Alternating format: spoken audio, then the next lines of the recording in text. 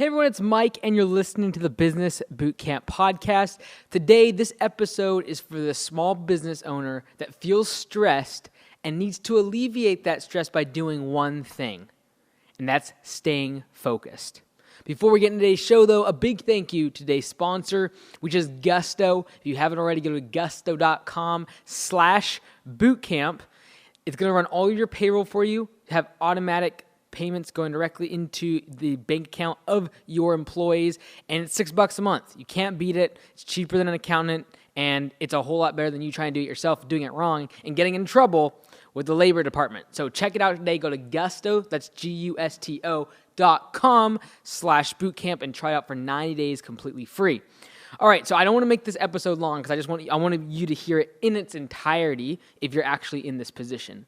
And if you are in this position, I want to hear from you in the comments below, not so much from me, but for someone else that might be watching this and they are stressed. They are in their small business and they feel overwhelmed, completely in and above their heads, and this message speaks to them. So, as a small business owner, we've talked about it before, the level of stress that is on you as a small business owner, especially if you're just starting out, especially if you're struggling, especially if you have family, if you have dependents that you are providing for and the business is struggling financially, or maybe it's not struggling, maybe you're just growing so quickly, it's sucking all the cash into the business and you are still struggling on a personal level to make ends meet. Or maybe your spouse had their job, they lose their job and now you are the sole provider, or there's a gap of time where there's not two incomes and it starts to be a lot of pressure on you. And so there's a lot of stress. There's really two things I want to talk about today that's going to alleviate that stress. I have been there, and I'm in that position quite frequently of stress as a small business owner. I don't really care how established, even financially, you get.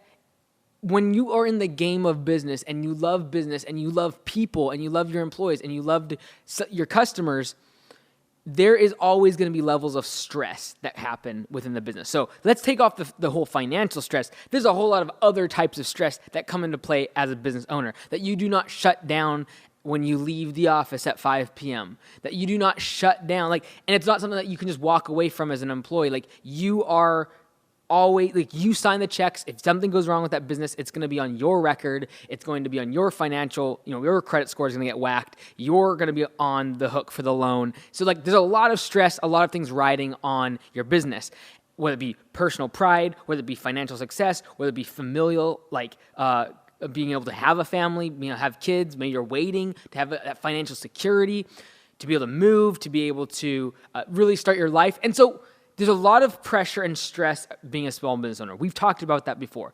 So that's been established. How do we deal with that from two different angles? One, on the business level, and two, yourself personally. What can you do in your role within the business? When you look at the business and your role within it, how can you alleviate the stress? And how can you focus in order to alleviate the stress? And then two, from the business standpoint, the business model standpoint, how can we focus? How can we use focus, the ability to focus, to reduce the amount of stress that you have in the business? So let's first talk about the business model. If you are stressed out in your business, I guarantee you by focusing more, you are going to alleviate stress. What I mean by that is if you focus on the services that you do really well at and cut out everything and you reduce your services, you reduce the amount of SKUs that you create in your product line, you reduce the number of departments in your business because you take out the unprofitable ones, or you take away the 20% of your products that are literally doing 3% of your sales. And you focus on the bulk of where your revenue is coming at. Maybe it's the other way around. Maybe 20% of your products drive 80% of revenue. If you cut out the other 80% of products and focus your time and energy on that 20%, I guarantee you the growth of your business would be tremendous. You'd become much, much more efficient because you no longer have to worry about all those extraneous things, and you will become more profitable. But when it comes to stress, how does that help? By removing complexities out of your business, you are therefore going to release dependencies off of you. The more moving parts in a small business, we're not talking about big Fortune 500s where there's multiple levels of hierarchy, managers, and departments. I'm talking about where the small business owner is in the trenches, hand-to-hand combat. They know every single person on their payroll. They write the check. They are the ones where everything stops on their desk, and they are the sole owner of the business. So when we talk about them, the level of stress is alleviated when there's less moving parts and complexity in the business.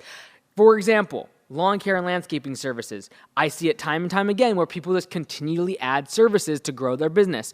And before they know it, they have 15 different services, from artificial turf to cutting grass to spraying to weed control to trimming bushes to, let's see here, there's a whole bunch. Artificial turf, we already talked about. Maybe they install sod, maybe they do seeding, maybe they do dethatching, coration, maybe they start doing water features, maybe they start doing patios, maybe they start doing retaining walls. Now let's start doing excavation. All of a sudden, they've completely built so much complexity in the business. There's so many moving parts, and I promise you, that person gets stressed.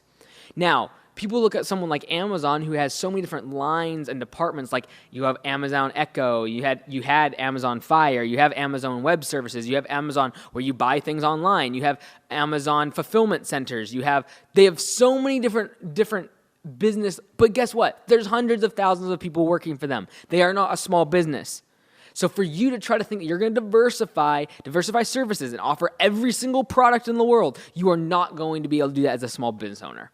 Okay? You have to start thinking about, if I have stress in my life, the less complexity in the business model, I am going to reduce the stress on me, because when there's less complexity and less moving parts, it puts less and less stress on you as the owner, because now you can start to delegate things within the business, which leads us to part 2, which is how do you reduce the stress on you? You start to delegate. All right, so how do we take stress off the business model? We simplify services. We focus on the 25% of things that are driving the revenue. We take out services, we take out products, and we focus on the things that are core competencies, the things we're really, really good at. And we double down on those things, and we focus our marketing efforts on those services and on those products instead of trying to be everything to everybody. And when we start simplifying the business model, it reduces the stress on the business, because no longer do you need super highly skilled people. No longer does it take 6 months to train someone on all the facets of your business. No longer, now you can be what the McDonald's model is. They've simplified the business model so much that they can get a 14 or 15-year-old into their production line and start making burgers just the way they want them to. They can start making fries just the way they want them to in a matter of hours and days instead of weeks, months, and years that we're expecting our employees to be trained to the point of knowing all the complexities in the business, knowing how everything operates, knowing all the different moving parts. It's very, very unscalable, and it creates a huge amount of stress when you are vulnerable to those people leaving due to the fact that you've stored so much intellectual property and put so much trust in that they are going to stay with you. There's a lot of stress and you've created a huge amount of vulnerability and stress on the business by doing that. So when you reduce and you focus on the products, you focus on the services that bring in the revenue, you focus on the people that are going to actually stay with you, and you start focusing on developing them for future success instead of trying to garner your entire team into these executives. Like, it's not likely. It's probably not possible. And so by focusing, whether it be on your key staff members, on your key products, your key services, your key customers, not all of your customers are created equal. You might need to cut out 50% of them to focus on the ones that are actually driving revenue. What's that doing? That's focusing on elements of the business model, simplifying them, and reducing the stress on you, which goes to the next level, which if you're stressed personally, you've got to start figuring out how to delegate things within the business. And this is part 2, because you have to simplify the business model. You have to focus the business model to the things you're really good at, the core competencies, the services or products and customers that you really want to focus on. And then by doing that, you can then reduce the stress on you. How you are the bottleneck to everything that's going on in the business. When you think about bottleneck, we all know what it means, but you think about when you take a 2-liter pop and you flip it over, and then you take that the cap off, the amount of pressure, it's all coming through at once. There's foam everywhere. There's pressure. It's like you literally feel the bottle because all that water is trying to get through that tiny little bottleneck, that tiny little opening, and that's what's happening in your business. What if you just cut off the bottleneck and removed it? Immediately, the amount of water, the volume of water that would be able to get through would be much, much, much faster. If you can remove yourself from the business, remove you as being the bottleneck to every decision. I'm not saying be removed. I'm not saying being absentee. I'm not saying you can't be in your business. I'm saying removing you as the bottleneck, as the person that is creating all the stress in the framework of the business. When you look at that model of like a pop bottle being tipped over, all the stress is being pointed down towards one point. And at that point is where all the confusion, all the stress is happening because all these molecules of the soda is trying to get through this little spout. In your business, if you have all these employees and all these problems and all these issues that are trying to all funnel through you, there's going to be stress that builds up. There's going to be fizz. There's going to be a lot of carbonation. There's going to be a mess that's created by all of these things trying to be funneled down and being a stress point in you, on you, in your business. What do? You delegate. You take that bottleneck, you remove it, you literally take an axe, you slice off that bottleneck off of a 2-liter pop, and immediately things can flow faster. Your business can scale quicker. Does it cost money? Is it scary to be removed, to take yourself out of the bottleneck, to allow decisions to be made without you being involved, to allow things to be done without your direct involvement in every single aspect of the business? Yes, it's freaky. It kills a small business owner that has been for a long time involved in day-to-day operations and involved in every decision and every single customer interaction, involved in every single sale. If you can remove that, though, the volume of water, the amount of productivity, the efficiencies, the scalability is so much greater, and it will alleviate the stress off of you, which currently you are the bottleneck. What do? You need to focus. Focus on the things that you're good at. You need to focus on, maybe it's sales. If you're really good at sales, you need to focus on sales. You don't need to be the bottleneck for everything else in the business and for the merchandising and for the employing people and hiring and interviewing. If you're good at sales, focus on sales. It's going to reduce the stress on you because no longer you have to worry about all these other things that you're really not that good at. So delegation leads to you being able to focus on the things that are actually going to drive the business forward, that are actually going to build the company, that are actually going to support your employees in a better way, and it's going to alleviate the stress on you because you're doing a bunch of stuff that you're actually not really that great at. Okay, so if you're good at sales, focus on it.